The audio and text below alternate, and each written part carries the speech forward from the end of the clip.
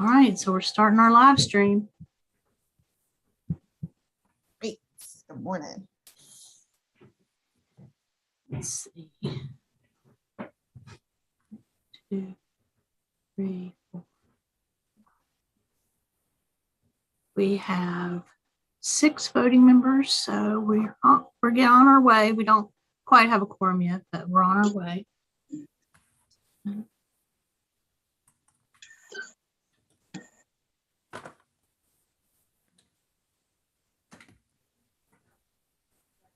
Everybody's so quiet this morning.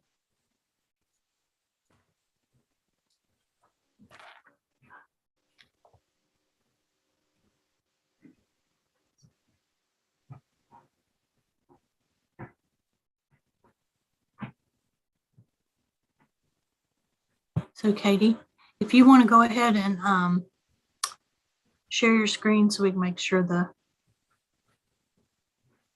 first slide, that'd be awesome.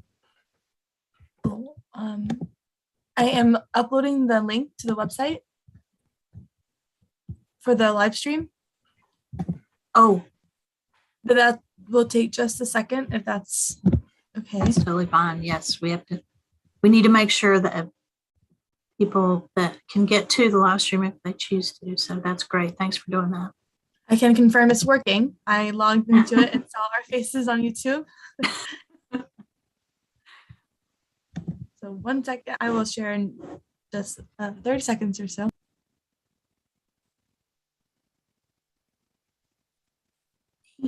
We need a couple more folks for our quorum, so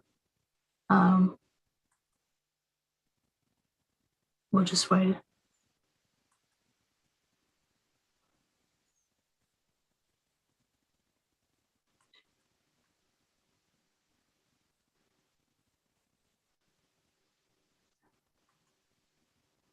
So Iama, we need 2 more folks to meet our quorum.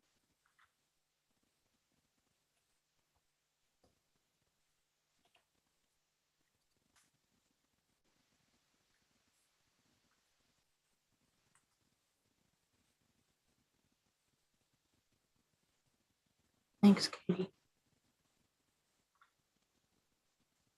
If you want to go to that next slide, we'll go ahead and have folks, if you'll enter your name in the chat, that'd be great.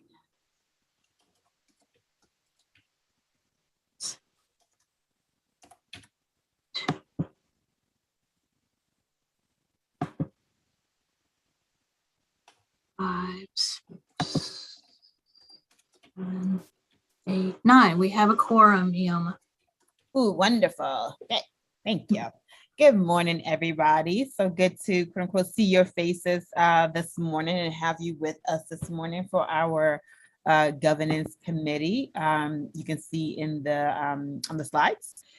Please, your name, agency or program, organization, your title, role, as well as anything that may be helpful for the group to know.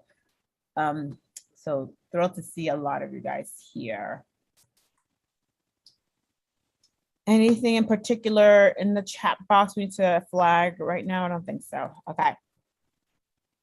We've got a busy day today, so we want to go to the next slide.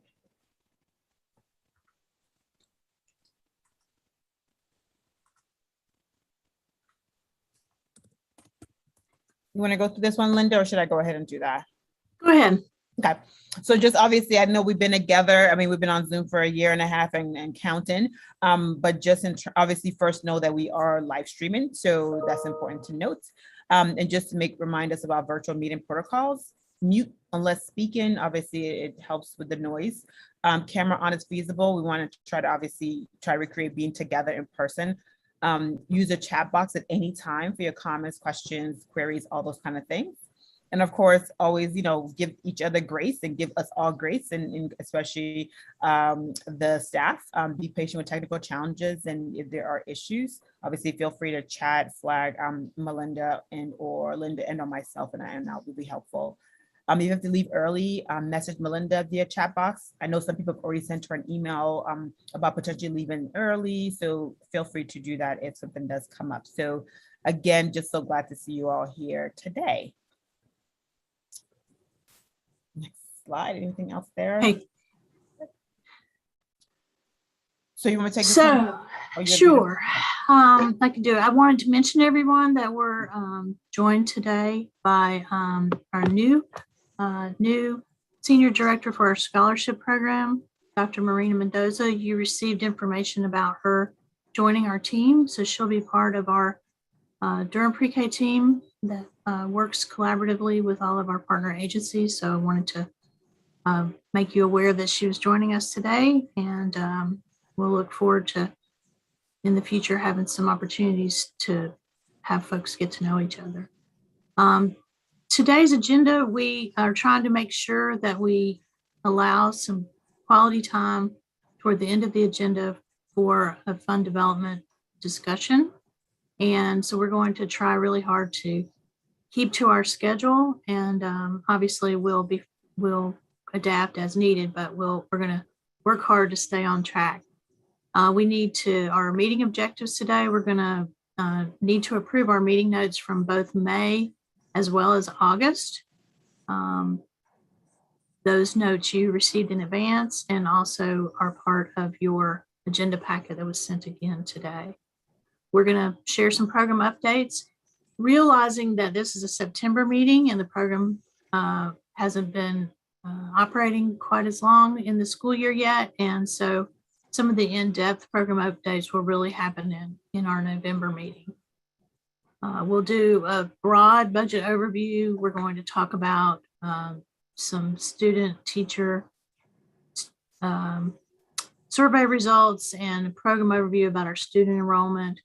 We're going to talk about survey results, and we're going to update you about the RAP care study that we're going to do. And then we're going to have, as I mentioned, some breakout groups at the end where we're going to use a Jamboard to talk about our upcoming fund development committee. So, okay, Katie, go ahead to the next slide. Okay, Yes. So I think everybody had got the notes from May and August. I thought we didn't do the approval. Okay. We didn't approve. Yeah, we didn't approve them. You've received them way back in the summer, but we did not approve them yet. Okay. I thought yeah. So okay, then that's my fault. Yeah. Should we do them one at a time or all together? We're fine to do them all together unless somebody has any questions. Okay. Any motion from the group to approve the notes from May and August of 2021? I move to approve the notes. Thank you, Beth. Is there a second? I'll second. Thank you, Michael Page seconded. Any questions or concerns with the meeting notes? Okay. And then, so then because we're virtual, anybody who is not, all the nays, I guess I should say, any nays? Make sure to look before. All right, and obviously ayes, all approve. Okay, thank you. So it looks like that passed, thank you.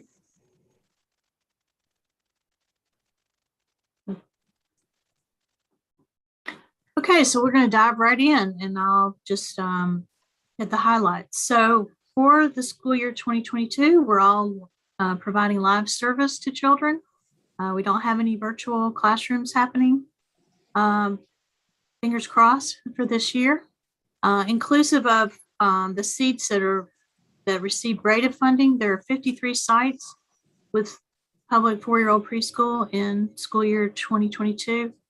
There are 20 Durham PreK sites, and that means a site that receives Durham PreK funding braided. 16 NC PreK sites that are not braided, 17 Durham Public School sites. So we are continuing to work hard to expand. We did add a new Durham PreK site this year at Yates Baptist Child Development Center. You guys know on this committee, we have participation from June Shalito, who's the director at Yates Baptist Child Development Center. So we now have a provider on our group that's actually one of our Durham PreK site providers, as well as we have other provider representation that are not Durham PreK sites. Yates is a 5-star NACE accredited program. In addition, Durham Public Schools added Mangum Elementary School as a new site this year. It's not a Durham PreK funded site, but it is a new public preschool site. Okay, Katie. Okay, just a broad overview of the Durham PreK budget this year. So you'll recall that the fiscal year 2021 budget funded Durham PreK at $3,846,840. That does not include the well over $2 million in additional support that goes directly to Durham Public Schools for preschool classrooms. So this is just the direct Durham PreK allocation that CCSA works with the county to manage. Of this amount, from last school year, $3,033,107 flowed through CCSA directly to providers for instructional services. The remaining $813,733 supported a wide variety of our system management and system development services, including professional development for teachers and program directors, as well as subcontract with Durham's Partnership for Children for a wide variety of critical services. For this year, in our last meeting, we talked about strategies for aligning our reimbursements with the state's plan to pay on enrollment and on allocation rather than enrollment. And we were going to have a shortage. So we talked about strategies around that. But before that happened, the county commissioners had approved an additional allocation for Durham PreK already. So where we stand, after our last meeting, the county met again and did approve an additional allocation, if needed, to cover all of our sites to pay on allocation rather than enrollment. Under normal budget circumstances, when we pay on enrollment, obviously vacancies and turnover of children means that the budget fluctuates. But when you pay on allocation, obviously you spend more resources. So for fiscal year 21-22, an additional $310,000 was approved by the commissioners, and it results in a new total allocation for Durham PreK of $4,156,840. Again, that does not include the additional funding that goes directly to Durham Public Schools. So I'm going to talk about that further to explain, and then if you have any questions, Katie, you want to go to the next slide? Thanks.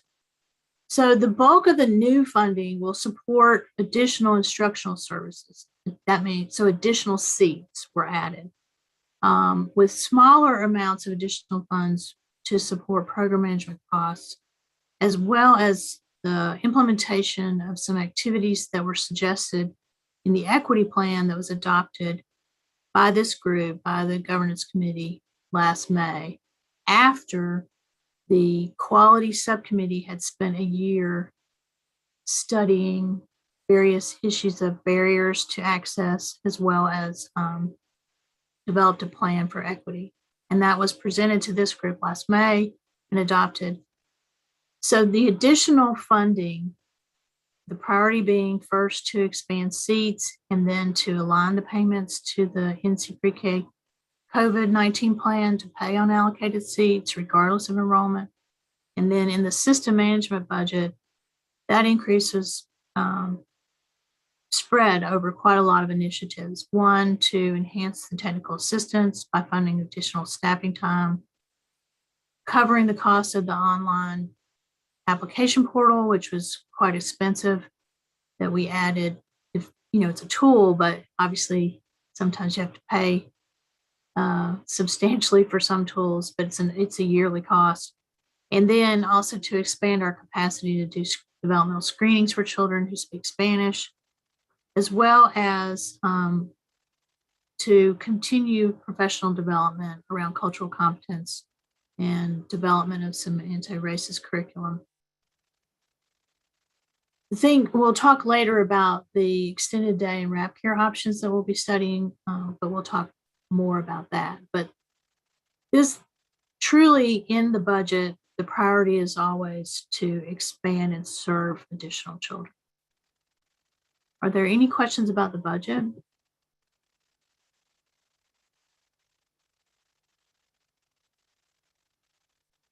Okay, Katie, you want to go to the next slide? Just kind of, in summary, I'll just remind you that in our called meeting that we had in August that was more timely and urgent, we did vote to follow the North Carolina DCDE guidance and pay on allocated spaces as they are through November. We don't know yet. We're continuing to monitor enrollment, and we're continuing to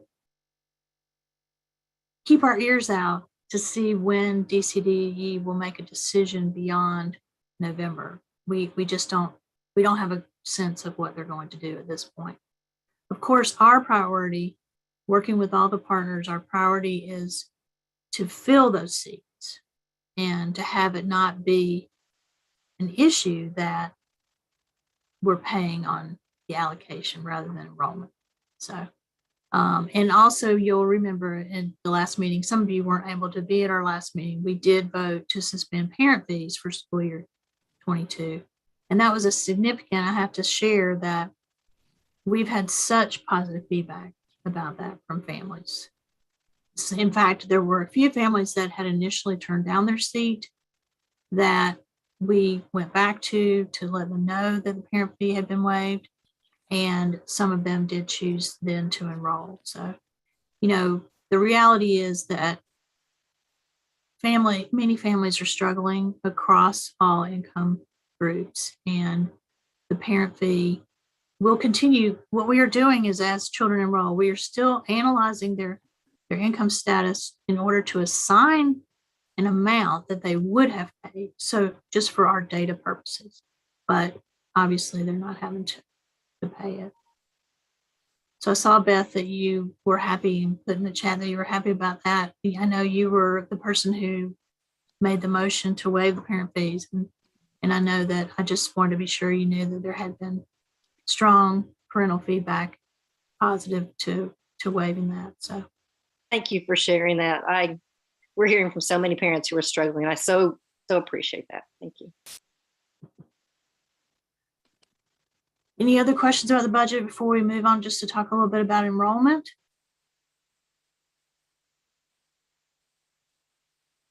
Okay, Katie, you want to go to the next one?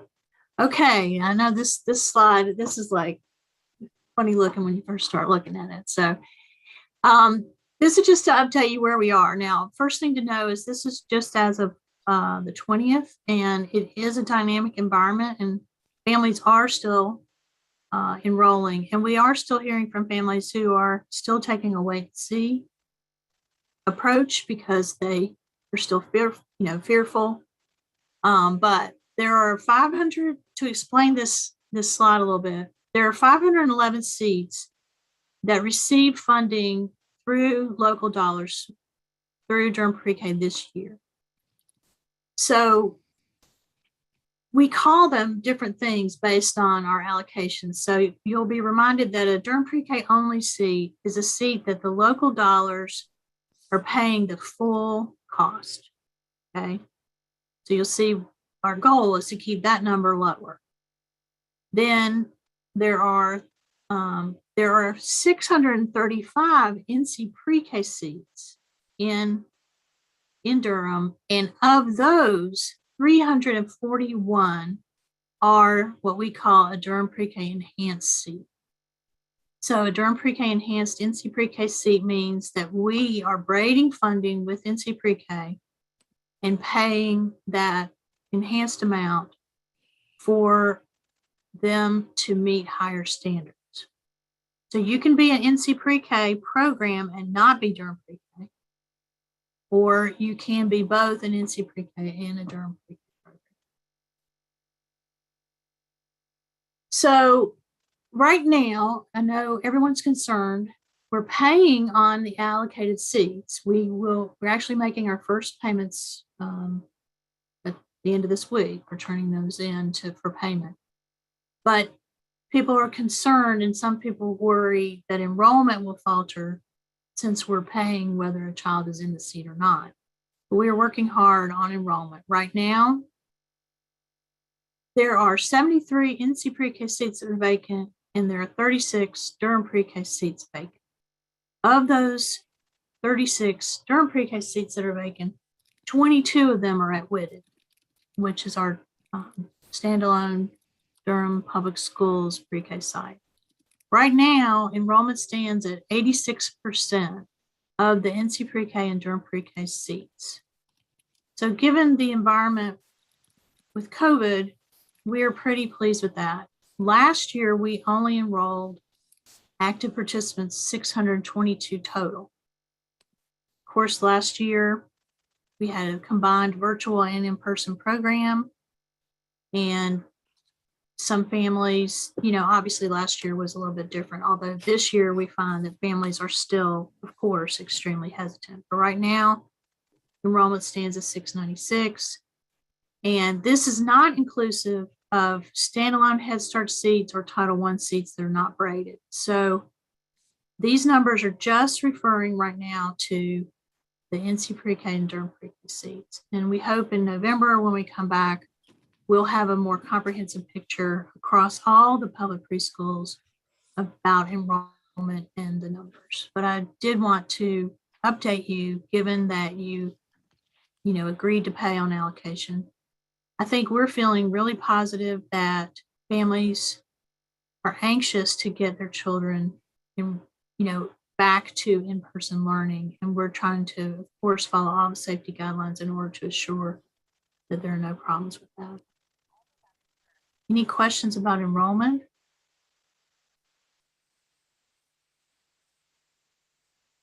All right, Katie, you want to go to the next one?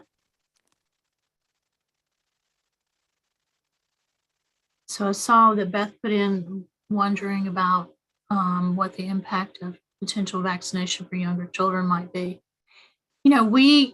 As I said, enrollment is dynamic. We are still accepting applications for people who haven't applied yet for this year. And we are working with families who are wanting to wait. So we're not discarding any applications that, families have said, we're not sure. We're working with those families to feel comfortable to wait. So. Linda, I also had one question. This is Kate. Last night at our Early Childhood Action Plan celebration, a parent who has a 3-year-old came and was just sharing about kind of her struggles finding childcare. And it just made me, she was like, remind me, Durham pre-K is only 4s, right? And I was like, yes, we would like it to also be 3s, but there's a number of things that need to happen. And it made me wonder if, since enrollment is a challenge across the board, like nationally, into universal pre-K and state-funded pre-K programs, I was wondering if anywhere people are doing blended classrooms with 3s and 4s, in order to be able to kind of fill seats and have children. Anyway, it made me wonder if anywhere that's happening. And I know logistically that's complicated, particularly for NC pre-K, which has just a ton of, but for where there is more flexibility, I was wondering if that had been discussed anywhere. Mm-hmm. Funny you should ask. We do frequently get requests and parents' concerns about services for 3-year-olds. And you'll recall that our pre-K task force that met back in 2017 to lay a foundation for the expansion of public preschool in Durham. 3-year-olds were also a strong interest and a strong priority. Yes, and the short answer to your question is yes, there are some blended services. I am not aware of any that are instituting them as a quick measure to deal with enrollment issues. I'm not aware of any of those. But there are certainly blended public 3- and 4-year-old classrooms, and there are also some initiatives around the state. Obviously, Wake County's about to launch, well, next school year, they're launching a 3-year-old initiative. But in response to enrollment issues, I'm not aware of any, but we can certainly look into that and get back to you. The Durham Public Schools is looking at potential, and I don't want to speak about it much because I don't have enough information, but we can ask them to provide us with some information about some of the work they're doing with a 3-year-old classroom. In addition, we could certainly take the temperature of our providers to see what their 3-year-old classrooms look like, or what their thoughts are about a potential pilot of combined classroom. One of the things that we are hoping as the work with ECAP comes forward, and with so ECAP, for those of you who might not remember, that Durham has developed an early childhood action plan, and of course that aligns with the new funds that are coming to local governments from the federal government in response to COVID. So we were hoping that there might be an opportunity for some type of pilot over the next couple of years to offer a pilot program to offer some services, public seats for 3-year-olds. But there is quite a bit of work to be done on that. So I think there's an opportunity for a lot of conversation around this issue. We're very happy to be at 86% enrollment right now. And since families are still enrolling, we'll know better when we get to October what that landscape looks like. Linda, Thank you. Mm-hmm. Yes? 86% is actually high compared to childcare across the state. The state is at almost 80%. And so 86% is really above that number. So congrats. Thanks, Marcia. Well, I think, in particular, the partners, Durham Public Schools, Head Start, and Durham's Partnership for Children, all the partners have worked really hard to try to help families feel comfortable and, to have them consider the public preschool option in Durham. So we continue to work on that. Any other questions?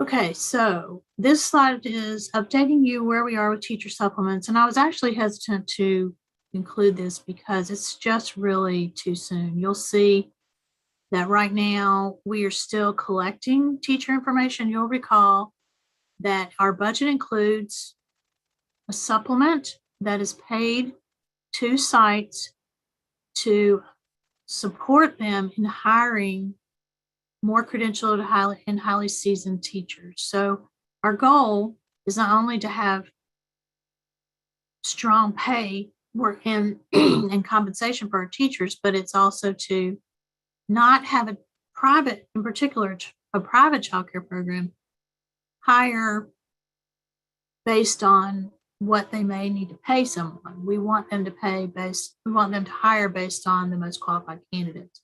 And the supplement supports, in particular, those teachers who are highly credentialed and experienced, and it's paid to the program to support the teacher pay. And we have to we do monitor that closely. We also monitor pay because of our requirements that teachers be paid on the Durham Public School scale. So we monitor for that. And so we do a lot of collecting of teacher information. So right now, the school year 22 information is very preliminary. Our anecdotal information indicates to us that there is an increase in eligibility for the supplement and an increase in teacher experience this year. But as you can see from this information right now, we appear to be on track for paying out less in supplements, but we know that that's not correct. In addition, you'll remember that we don't have a budget in North Carolina and teachers have not received a raise. So we have to recalculate once raises come through, and the supplement will go up significantly. But I did want to to just update you where we are right now. The big thing to look at is how many teachers are eligible for supplements. You'll recall that if they're a brand new teacher, then the supplement does not go to the childcare program because they're being paid at the base rate, and our reimbursement rate covers that. Katie, you want to go to the next one?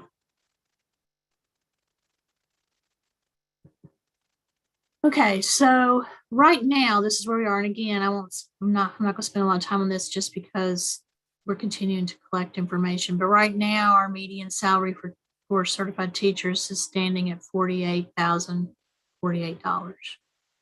But we do anticipate that will go up because, in particular, some of the teacher information that we don't have yet are in particular for some of the people we know are highly experienced. So, any questions about teacher pay? Okay. All right, you can go to the next one. So, we're gonna move into just talking more, updating more about the program itself, and we do have a break coming up after this slide. We've committed to having a 5-minute break. We are a little ahead of schedule, which is great, and you can decide whether or not you want to take the break or wait a little bit longer and defer it. But wanted to make you aware in our program review, one of the things that we prioritize is taking advantage of the tools we have for gathering feedback, parent feedback.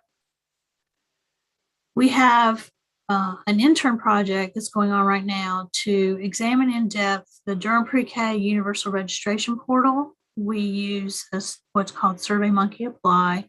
We used that last year for the first time. And one of the benefits of it is that it has not only time stamping features, but it has quite a lot of in-depth information that we're able to gather from families. And we have an intern that's currently examining in depth the applications that were submitted for this current school year to look for themes. And interestingly, we'll report more fully on that in November, but I wanted to bring to your attention a couple things. One, these are actual people who applied for this school year. And one of the things, some people gave us feedback, one being around barriers to participation that were shared. One that was mentioned frequently was the limited hours of the preschool day. You know, we do follow the school schedule and we have a 6.5-hour day. Parents related that for some of them, it was a barrier, the wait time between their application and their placement. You'll recall that we opened the application process early in the calendar year. We opened it in February of last year. And if you apply early in February, it is quite a long way for your placement. And so we're going to be studying that more closely. And then another barrier that was mentioned numerous times was the lack of transportation being available to the program. And then separate from just barriers that they shared, some common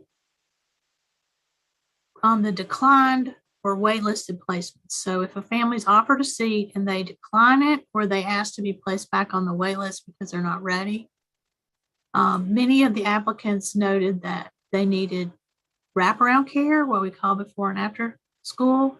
And so the wraparound care, which is for some site, it's limited availability of wraparound care, and some families shared that it not being available created a problem for them, or that it was too expensive. Because parents, we do have some public assistance for wrap care, but it's not universally available.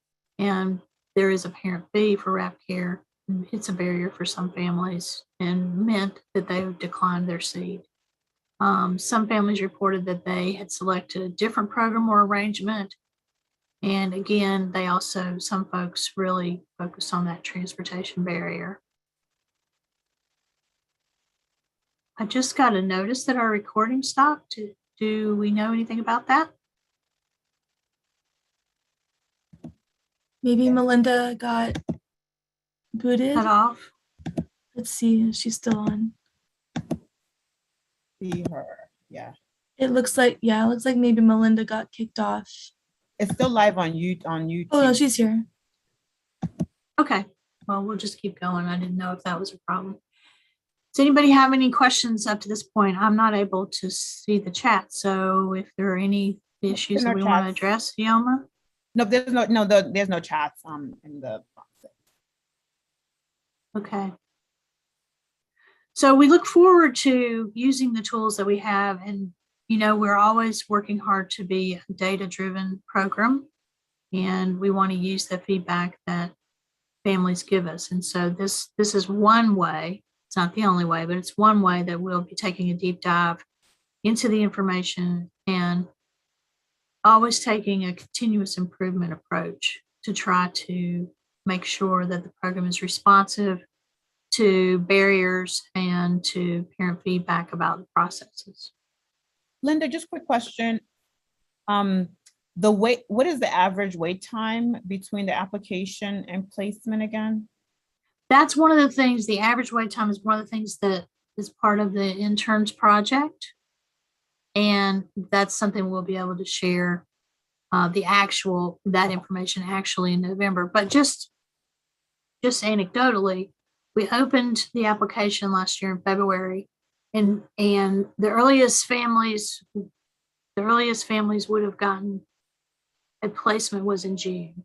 So I know that it is a concern that parents feel, and we as a working group, we actually had a facilitated meeting among the partners this week on Wednesday, and on Tuesday, and one of the big issues that we are all wrestling with is how to address parent concerns around availability of seats, location of seats, the application process, the wait time, the screening. There's all kinds of things that impact families, and we want to make sure that we are addressing those and improving as we go along.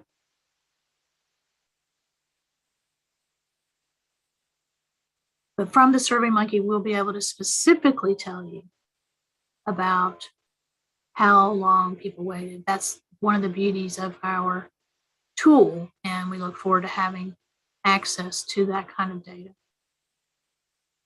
Just to flag for you, so maybe when we talk about this next meeting, when you have more of those details, just to flag, folks are saying that, right, the wait time is kind of a big thing that's still coming up.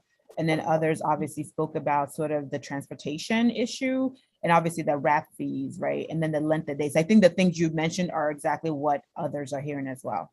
So there'll be more robust conversation as you guys kind of do the analysis. So thank you.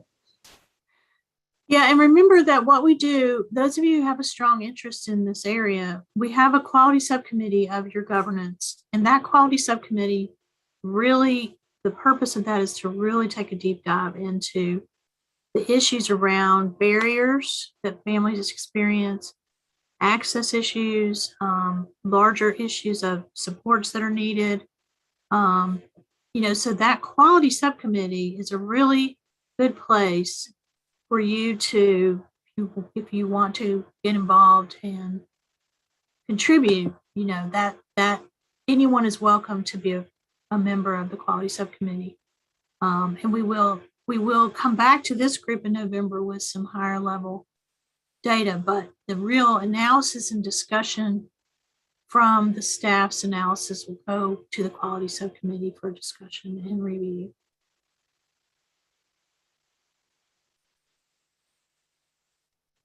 Any other questions? Okay. Katie, you want to go to the next slide? So on our original schedule, we were scheduled for a break now, but we're actually a little bit ahead of schedule.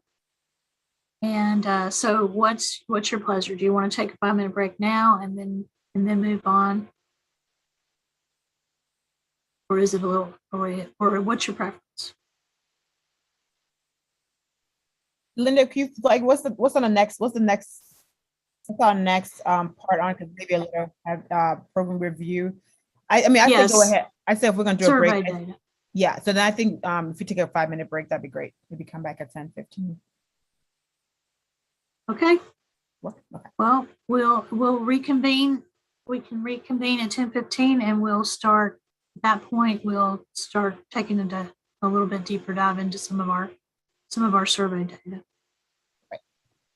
Thank you. Thanks.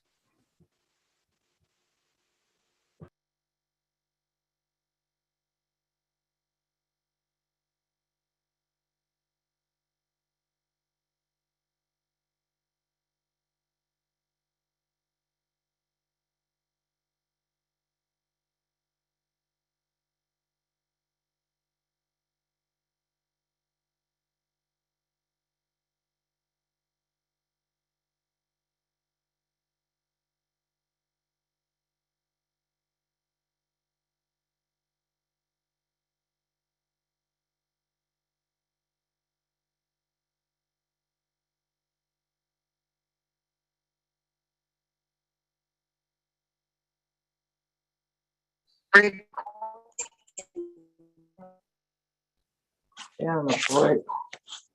Okay.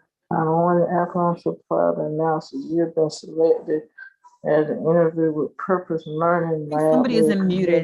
committed to- Yeah, somebody's not. Let me make sure. Thank you.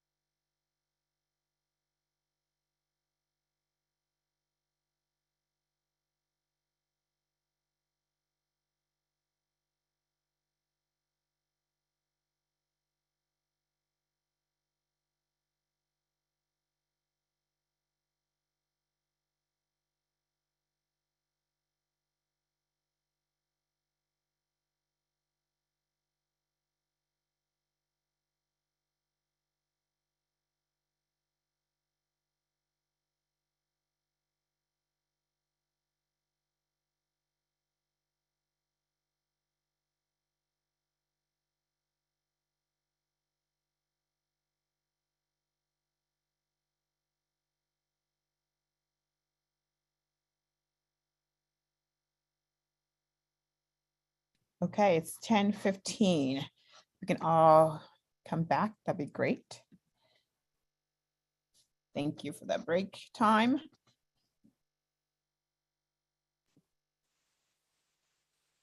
Anybody come back in here? Thank you, Linda. I think we're all good. Hey, Katie, do you want to move to the next slide?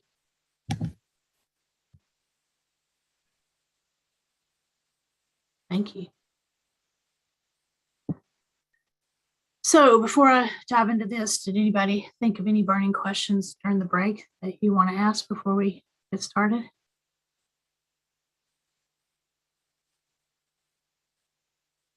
Okay, we'll move on. So again, it's all of this is under analysis, and we our priority is to spend a great amount of time with our quality subcommittee to review survey information, as well as excuse me, as well as with our partners. And so this is a very cursory overview I was going to give you today, but we will come back in November with more specific and detailed information. But parents of children enrolled in public preschool programs in Durham last school year, for the 2020-2021 school year, were invited to participate in a parent survey in May and June. Surveys were completed online and by phone. A total of 236 surveys ended up being viable. There were some folks that didn't complete the full survey, and it was difficult to include those. So of the 236, 140 were online and 96 were by phone. They were fully available both online and by phone in English and Spanish. So the Durham PreK program enrolled 622 children last school year. So this response rate overall translated to a 38% response rate to the surveys. And again, as I mentioned, we'll share the information in more detail in November, but we wanted to lift out a few things as you are considering the program about the applicant pool, as well as we're going to talk a little bit about teachers and directors also. Katie, if you want to go to the next slide. So,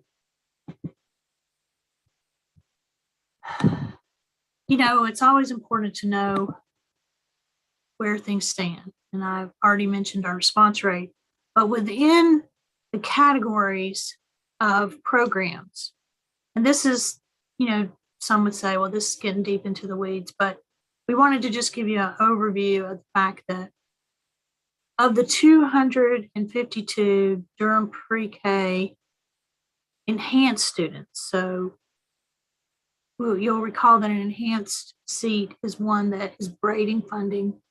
94 children completed surveys, so that was 37% response rate. Excuse me, response rate. Of the 142 Durham PreK only students, there was a 46% response rate in the surveys. And then for the NC PreK seats, there was a 55% response rate. So our goal is to hear from diverse voices and different experiences. So this was the first time we had surveyed this broadly. Our survey from the previous year was a little bit more narrow in terms of scope. So Katie, if you'll move to the next one. So just a few, as I said, I'm just going to lift out a few things from the parent satisfaction survey, because we have a lot of work that we will be doing with the partners with this information.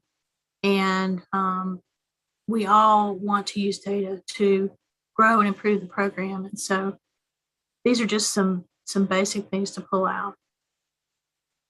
In the overall survey, 89% of parents reported that their experience was good or very good. But conversely, we did have some folks who related having a poor experience. And so we'll be taking a deep dive into the feedback from those, from those families. Katie? So one of the things we looked at was, last year was a unique year because we had virtual and in person. And I think it's important to note that those families who received a virtual education recorded their experience differently. And I think, obviously, that's not surprising to those of us in education. I know, for example, Lee and I have had some conversations about her program. Lee had online activities, and it's just a tough thing. I think we all have some strong feelings about 4-year-olds and the virtual experience, but this was important. We felt it was important to share that there were some differences in the responses from those families, and that's something that we'll be really looking closely at as all the partners meet. Katie? So another thing that I wanted to lift out was parents were asked whether they would recommend the program. And I think when asked if they would recommend the program to someone in their life, it was 90.4% of parents said that they would. But some said they would not. And so again, that will be some important information as we learn about the program. One thing that also was interesting to me was that parents, the Spanish speaking of all the information, the parents who spoke Spanish at home predominantly shared that they were most likely to recommend the program. But that was an interesting fact, and it's positive. But what's very interesting is when you really take a deep dive, which I invite you to consider participating in the quality subcommittee to really take this deep dive with us. When you take a deep dive and look at it really closely, even though families who report that they speak Spanish at home were more likely to say they would recommend the program, in the category of families who were dissatisfied, there were actually quite a few that speak Spanish at home that were in the category of were indicated they were not as pleased with the program.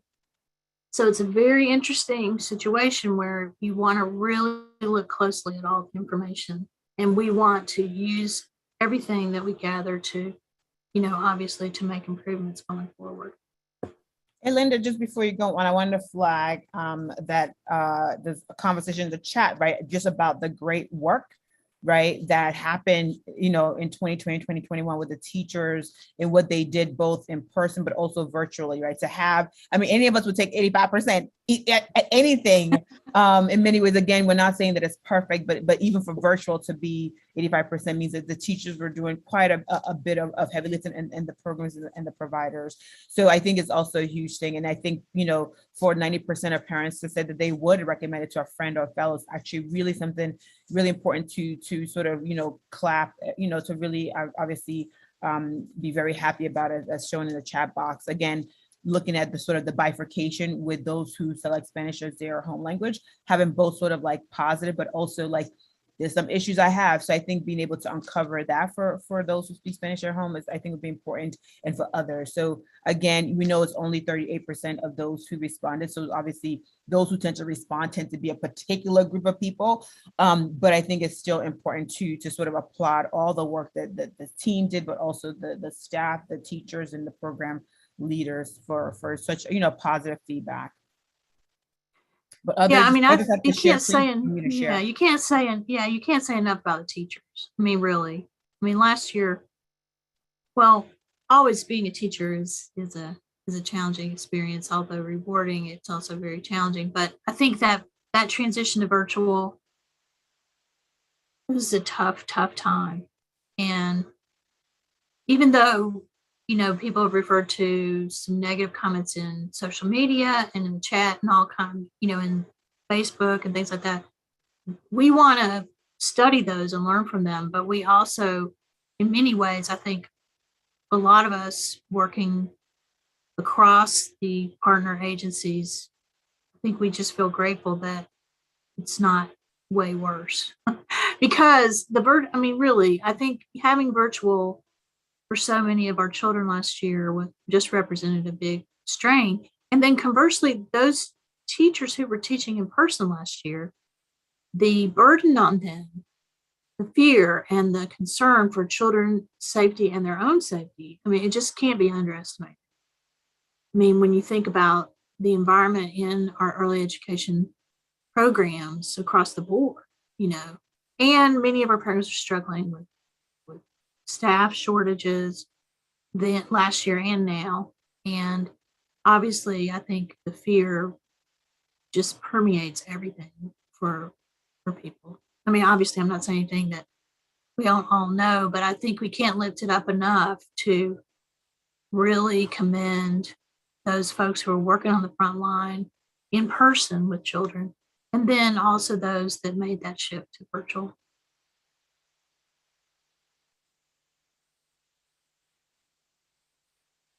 Okay, so we did want to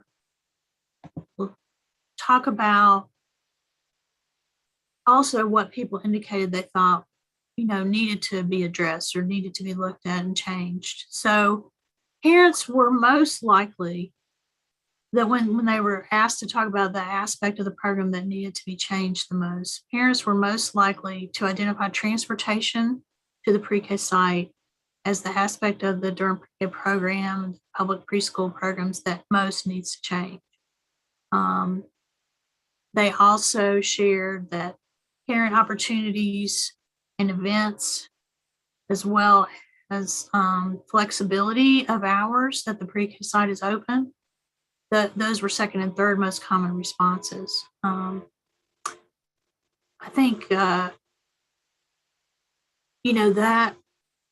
it's important for us to know, and these things that were reported in the survey are consistent with what we know from what we hear on a regular basis and what we experience. Interestingly, looking back from some of our survey data that we shared last year from the previous school year, one of the things that bubbled up from that parent survey was the issue of communication. But this time, for example, in the area of change, communication from the director was the least selected response. Only 3% of folks selected that.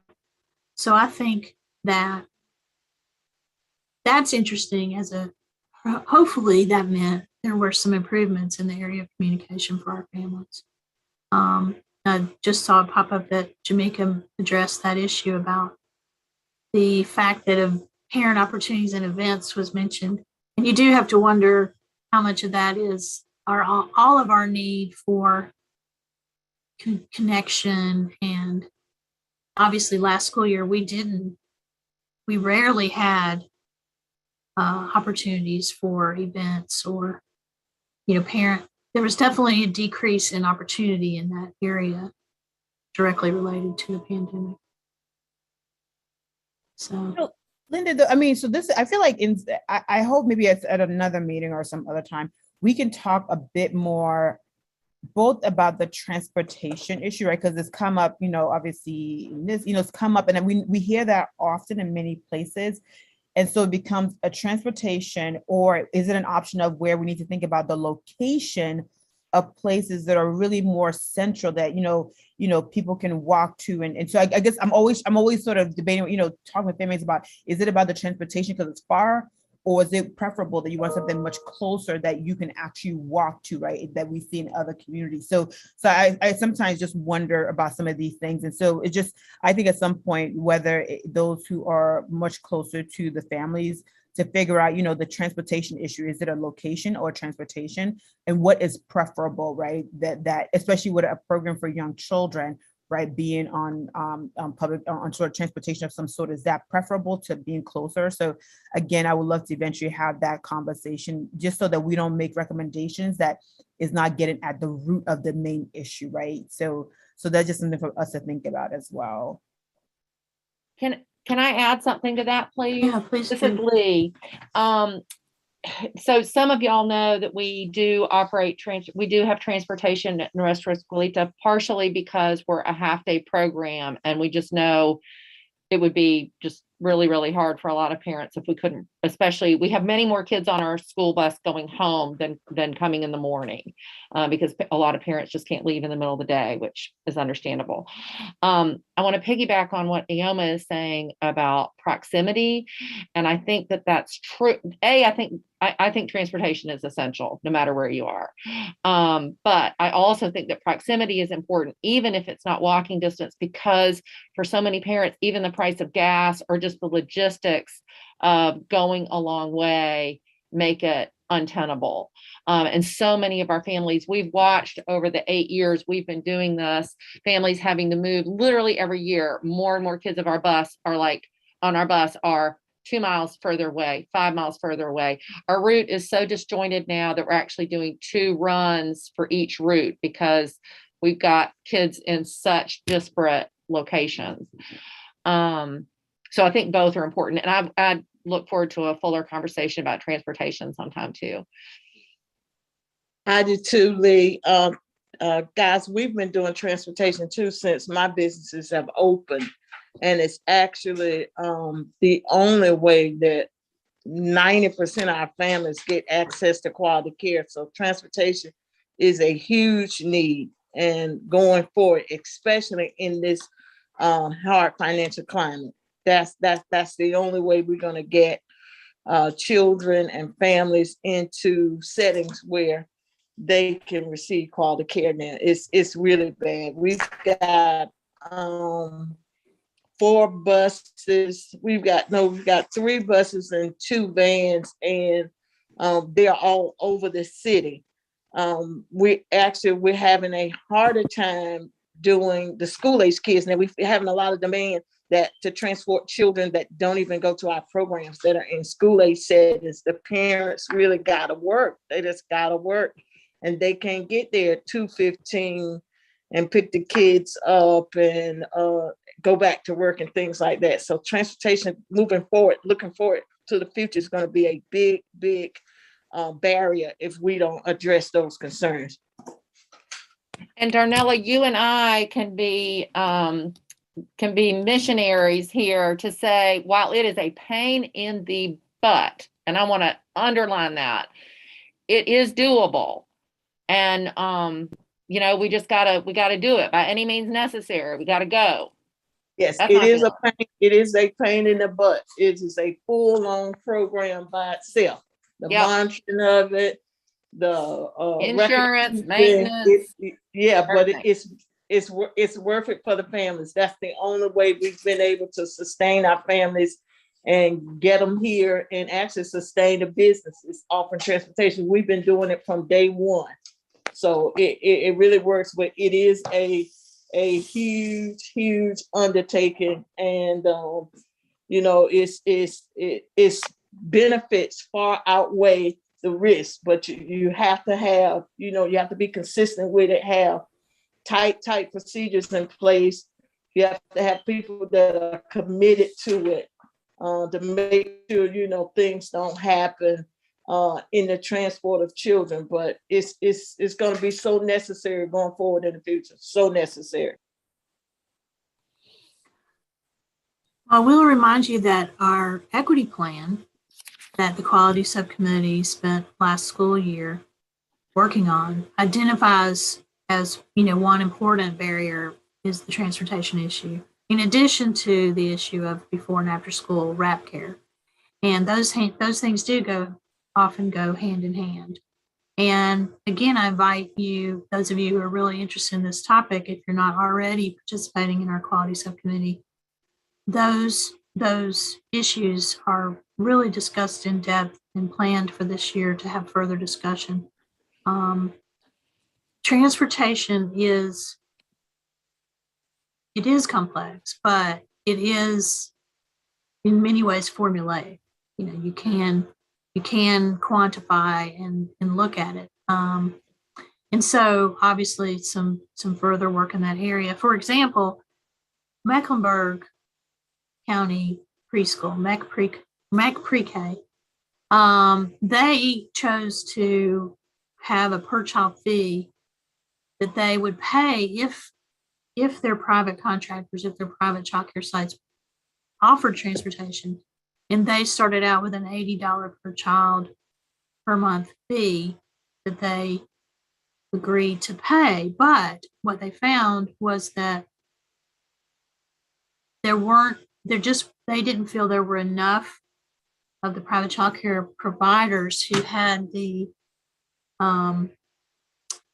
interest or ability to do like what you're doing, Darnell, to offer transportation. But it's something you have to cultivate and work on. And you also have to, obviously, you have to look at all of your community resources.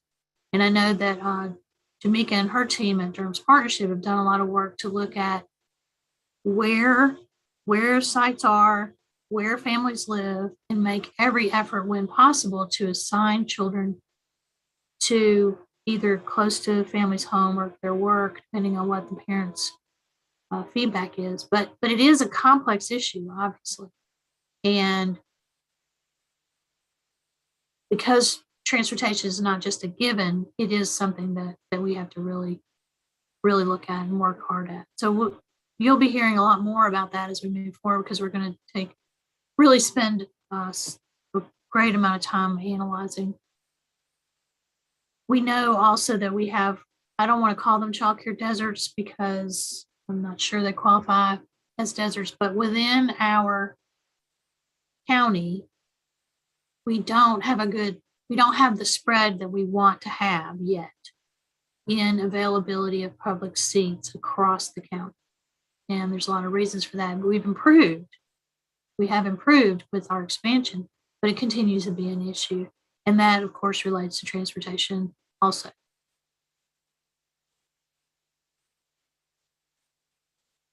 Anything else about that? Okay, Katie, go ahead. So we're going to move now. I'll tell you that the data from the parent surveys fills up a 74-page report so you will be hearing a lot more about that, but we have a lot of work to do with our partners to share that information and to have governance, the quality subcommittee, take a deep dive also. So those were just a few things we wanted to share to lift up for the start of our school year. But moving to a separate survey that we did survey the staff and the program staff at the sites. And I'm going to let Monty talk about some of the responses around what we're focusing on today is more about the technical assistance component of the program. But in our future meetings, we'll talk more about the feedback from staff more directly. So Monty, you want to? Yes, good morning, everyone. During this past year, our technical assistance team and our partners that we work with switched to a virtual, just like everyone else, to providing professional development and coaching in using a virtual format. And so I want to recognize that the TA team did a great job in adapting to that format, as well as the teachers and directors. I think we wanted to make sure we were able to continue to provide them with meaningful support. And so I really appreciate the effort that the site staff and the TA team did to continue with professional development and technical assistance. We surveyed directors and teachers. You can see from the response rate, we had 65% for directors and 82% response rate from teachers. Katie, you can go to the next slide. For directors, just wanted to point out 3 of the top areas identified by directors that were most helpful. The first they identified was the technical assistance specialists worked with them on developing professional development plans, not just for them, but also for their teachers. And they identified that as one of the most helpful supports they received. They also identified the professional development opportunities that were offered during the course of the year as most helpful. And I do want just to say that the CCSA team, the Durham Partnership for Children team, Head Start, and the public schools worked together to try to streamline professional development during the course of the year. And we continue to do that to make sure that we're identifying and offering professional development that is most meaningful to the directors and to the teachers. And so I appreciate the partnership that goes around and the work that goes around making sure that the professional development opportunities we provide are something that the directors and teachers are really wanting to participate and learning from. We also saw from the surveys that directors felt that the work that the TA specialists did with them around the program administration scale assessment was very helpful. This assessment looks at leadership and management, policies and procedures, and the TA specialists completed the assessment with directors and then worked on goals related to the data collected and some of the areas around program administration scale, human resources around orientation, supervision, program evaluation, budgeting, uh, staff qualifications, one family engagement, and one that typically gets pushed to the side by most centers when we review over the past years this scale with them to identify goal areas was technology. The technology subscale was always, oh, we'll do that later, or no, we don't want to do that. Surprisingly, this year it was more relevant, and so we had more directors wanting to look at that particular subscale than we have had in the past. So those were the three top areas that directors identified. Katie, you can go to the next slide. We also surveyed teachers, and so we wanted to look at what they identified in their survey and highlight a few things. I think what stood out most from looking at these data were the teachers said that the professional development that they felt like they were more confident in their knowledge and practices because of the professional development opportunities. And they also felt like the professional development helped them enhance their instructional strategy, particularly working with students with diverse needs. So not only were they feeling more confident, but they felt that it was impacting and enhancing that what their teaching practices in the classroom. Teachers also reported that they felt like because of the support of their TA specialists, they were able to better engage and interact with their students. That is a big focus from the class tool that we use with the teachers, and that the TAs help them to identify and implement strategies that they could use in their classroom. And overall, we want to make sure that we are providing teachers with coaching that helps them no matter what their years of experience are. We want to make sure that they continue and grow and develop in their profession and in their teaching practices. And so that very pleased that 82% of the teachers felt like the TAs were helping them continue to grow and develop. And we have some really experienced teachers, but they still valued the coaching that took place during the course of the year. So again, just want to appreciate the work that the teachers, directors, and technical assistant specialists did over the course of the year to work together to ensure that we were implementing high quality programming in Durham PreK. Thank you. Lonnie, you want to share about the tiered system y'all came up with from teacher feedback? Yes. So one of the things we saw in the survey data was the fact that we do have a range of teachers who fall different places on the experience scale. And so from the feedback, some of the teachers thought, well, I've done this professional development before around a particular topic, or, I, I the amount of professional development that they would have to do during the course of the year, they thought maybe was a barrier. And so what we did is working with our partners, we developed a tier system for this year based on their feedback, based on feedback from directors and the teachers.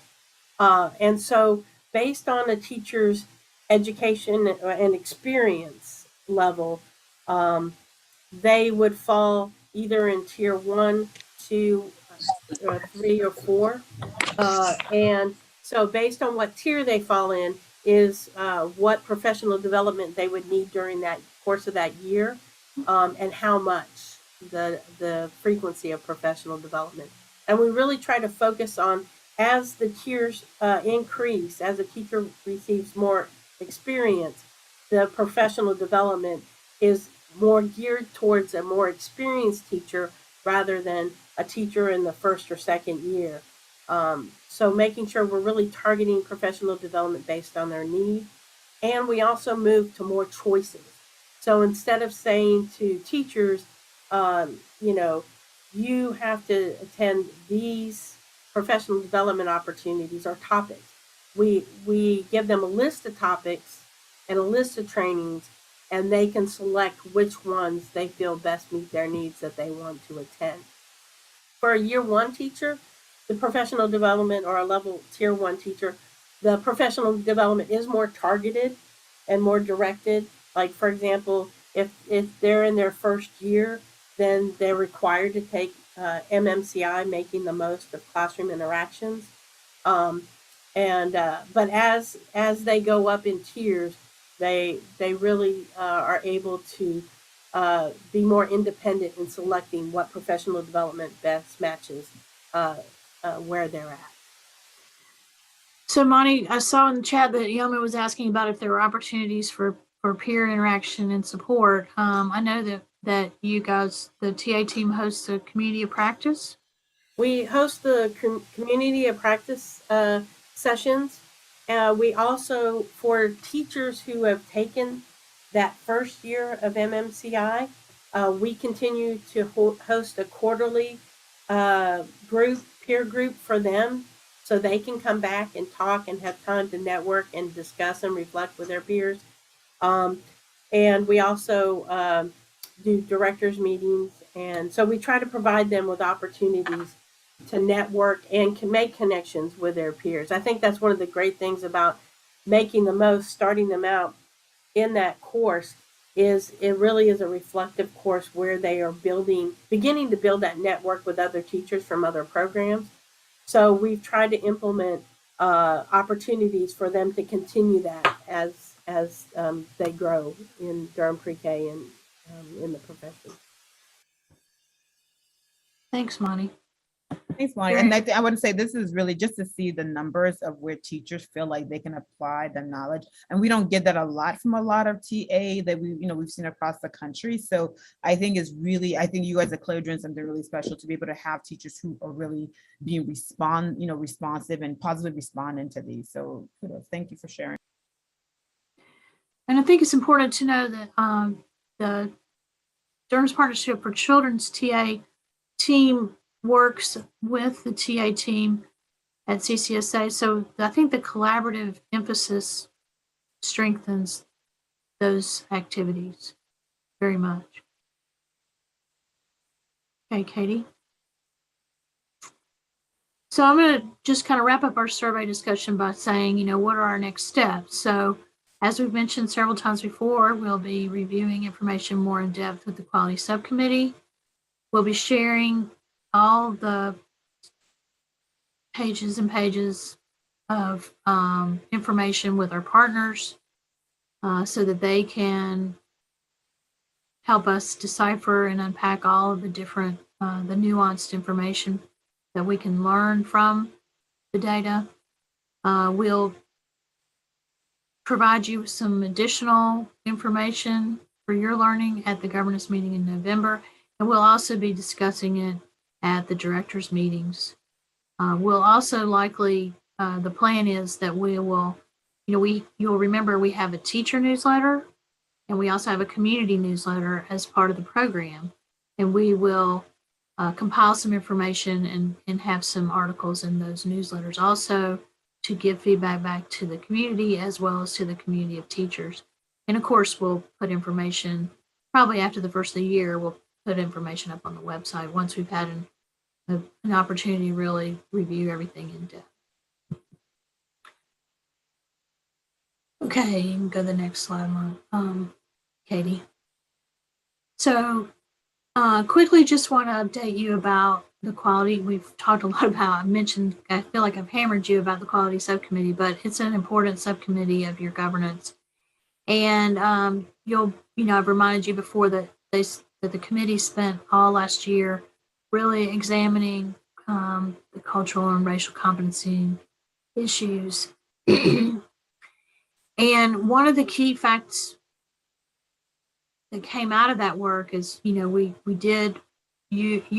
you adopted an equity plan, and in that, barriers to participation, were identified. So, as one piece of that, the staff were really charged to look and complete a real in-depth study of extended day and wrap care options for families. This is going to include, it's going to start in October and will conclude by February 1st.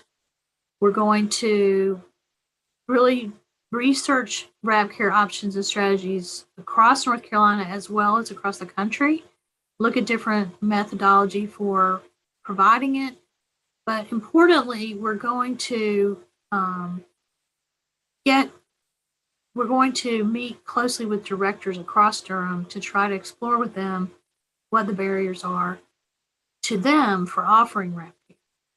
And so in North Carolina, we're going to focus particularly upon counties that support wrap care for public preschool programs, such as NC PreK. We're going to work and meet closely with Durham's DSS team to get the most up-to-date information about the use of vouchers for wrap care. And we're going to review data from our Durham PreK families that have requested wrap, or if they refused enrollment due to the lack of availability of wrap, which has happened. We're going to meet with leaders of private child care programs and the existing public programs to gather feedback about those barriers. We're going to look at potential fee models and potential incentives to expand wrap care. And we're going to come back with a full report to be provided to you by February 1st that will subsequently be provided to our elected officials to try to consider possibly recommending some type of pilot to expand capacity for wrap in Durham, if it's found to be something that would be needed. So we are going to be spending quite a bit of personnel resources to study this.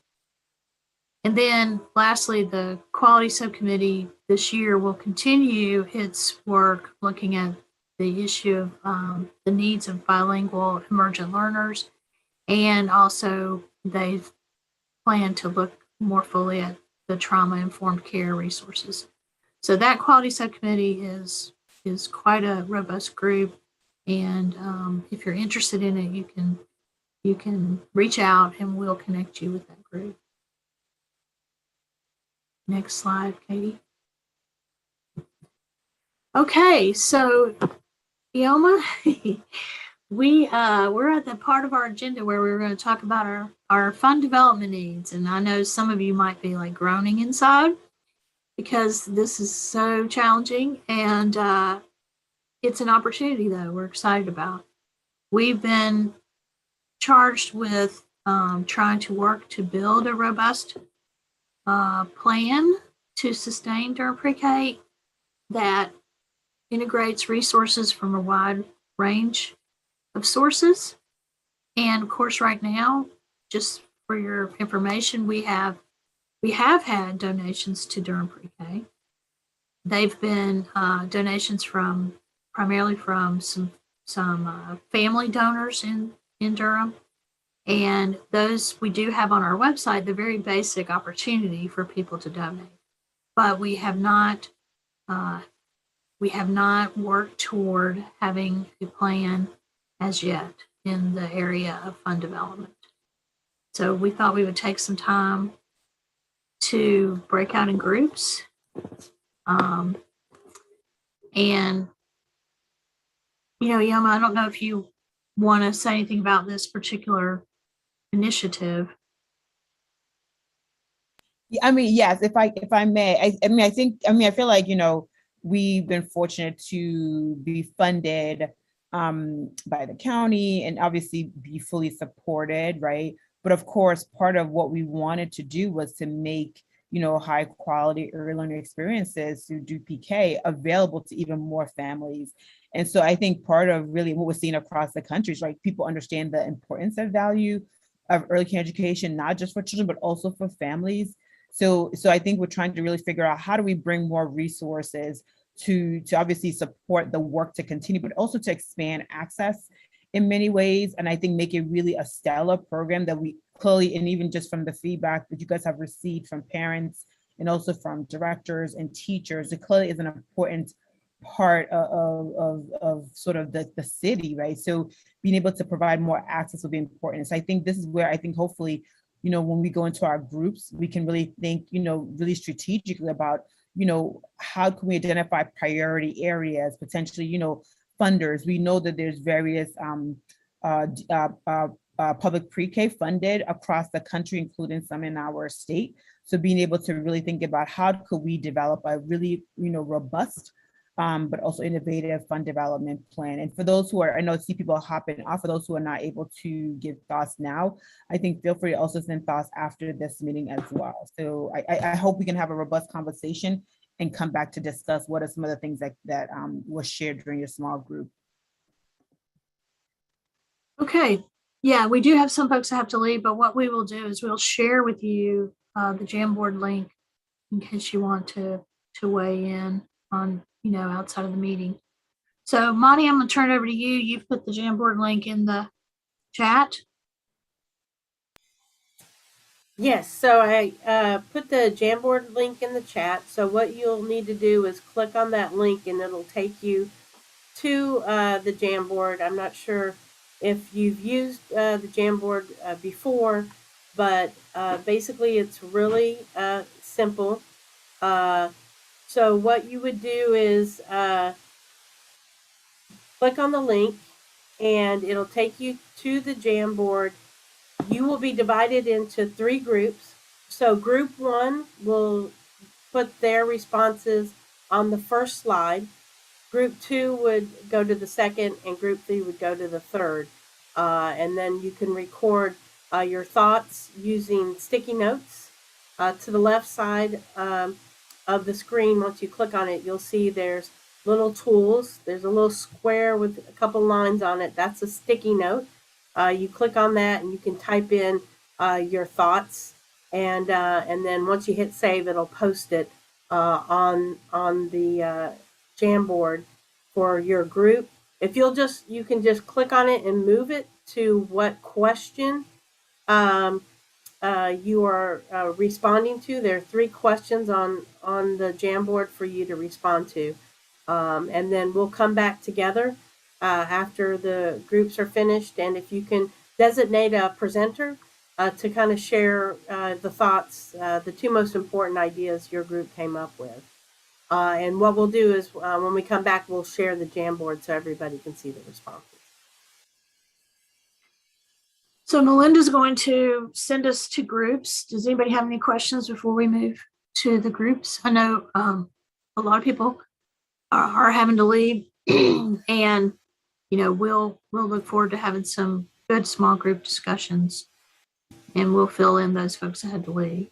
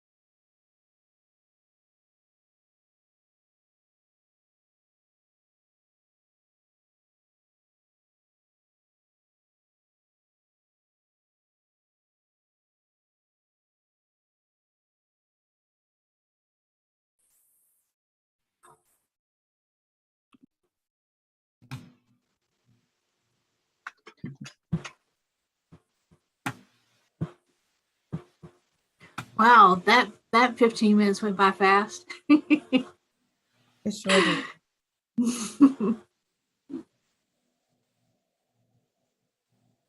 Are we all back now? I think we must be. Hopefully, you had a chance to have some discussion.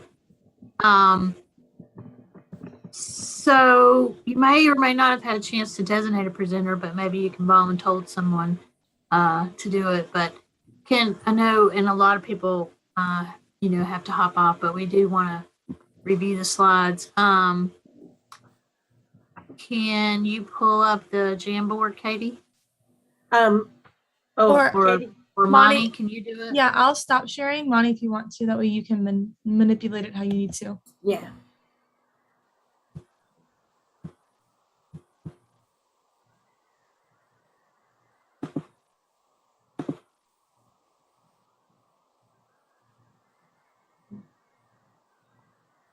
Hang on 1 second.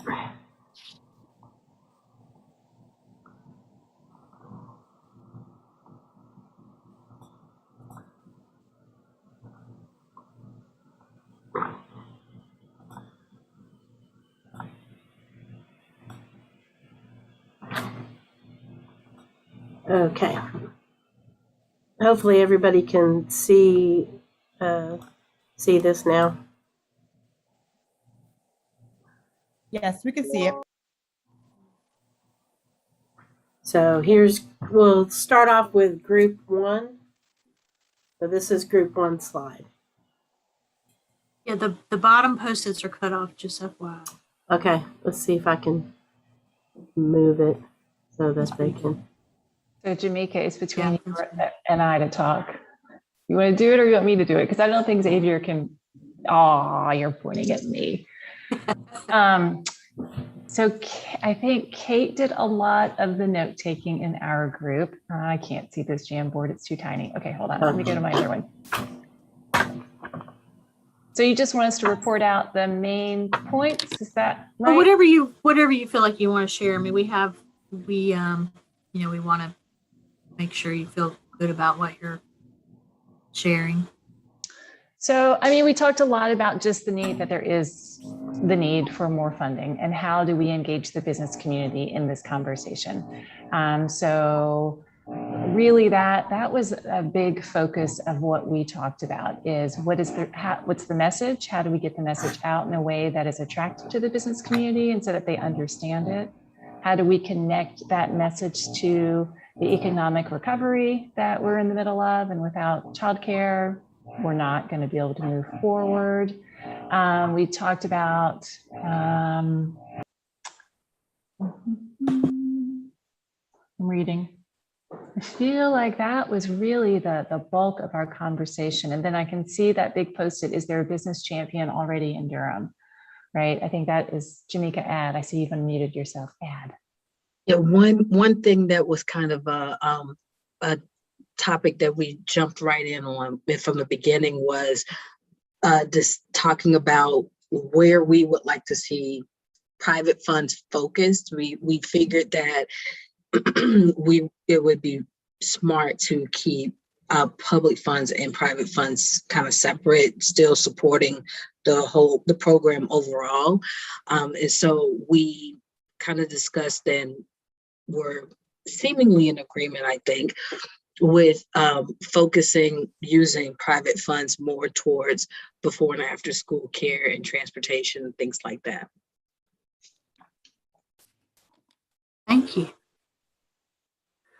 So group 2, we talked a lot, and I wrote a few post-it notes while we were talking. Some of our group were not able to see the Jamboard, so I'm going to volunteer Drew.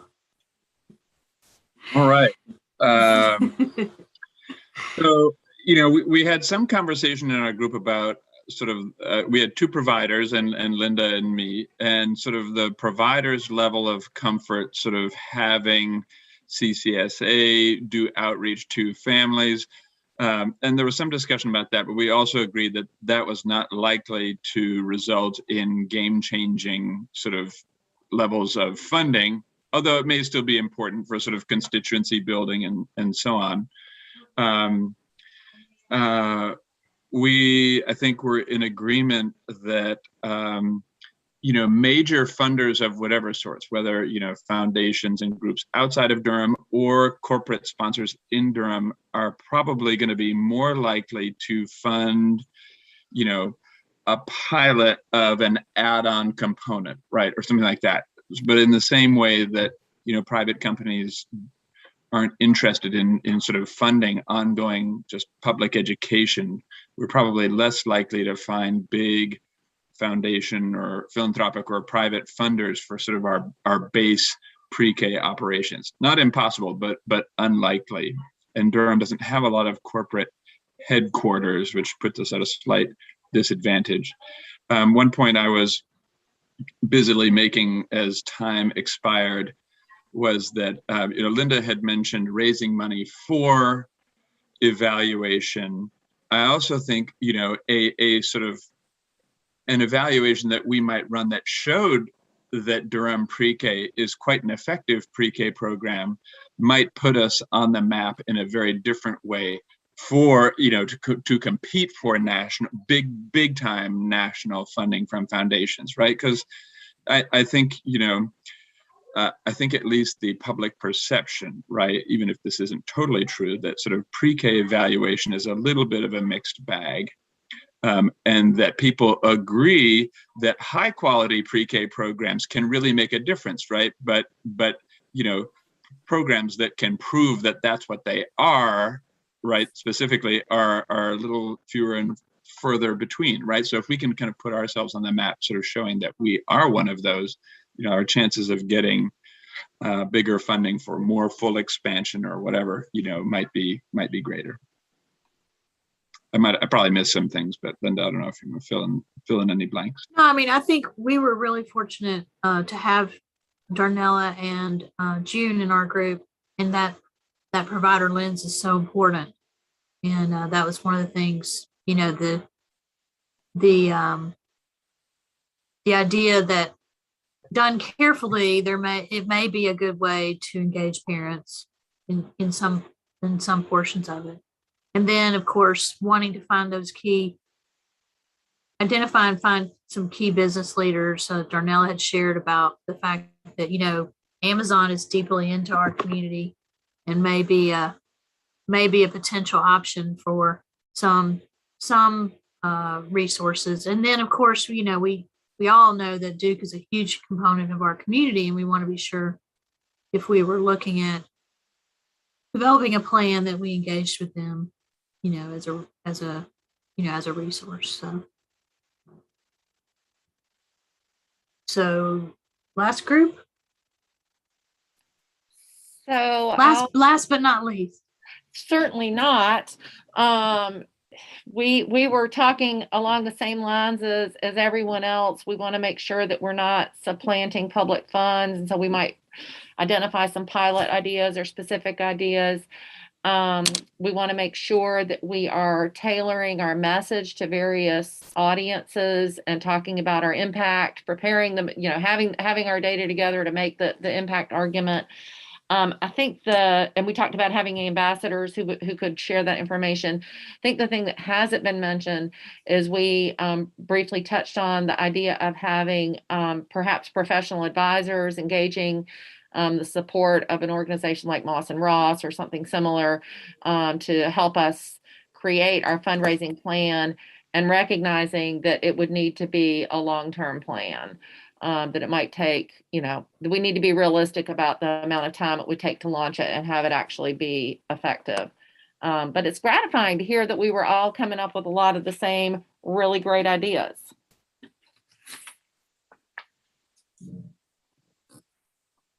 I agree. React to the one yellow sticky on that page. How do we preserve enthusiasm for public funding as we raise private dollars? I actually think that the opposite might be true, right? That actually, if we were to have success raising more private dollars, that our public funders would actually be really excited, and it would create some energy, right? for even additional public funding too. I'm not sure about that, but I know that maybe in a way, significant private funding would be proof of community buy-in, right? Or even external kind of buy-in and belief in the program, so that it might really, stimulate even more public funding for it. That would be so cool, Drew. Let's make it happen. Okay, I'm ready. That would be. I agree. Well, thank you so much for this. What we will do is we'll use these sticky notes and the notes from our meeting to compile this feedback, and this will be something that we'll be working on throughout this school year. And I do think that engaging professional advice is something that I think we want to, anything we do, we want to do it for the long haul. We want to plan for the long term, and engaging professionals around this issue is an important component to consider, I think, for sure. So, and also, working with our partners around what would be the priorities for fundraising and that type of thing. So, but really appreciate everyone's feedback. So, Yoma, I think we've been through our agenda. Ooh, we made it. We worried about this part. So, but I feel like a lot of great conversation and feedback. So anything else we need to do for this part, other than obviously, like you said, we'll synthesize it and probably come back with sort of like how should we move forward? Because we do know, this is an important area. Yeah, we have done everything that we planned to do today, and I feel like appreciate those of you who were able to stay the whole time and contribute in the chat. But we will also solicit feedback from those folks who had to leave early. Okay. So anything else other than giving you back 2 minutes, if not 2.5?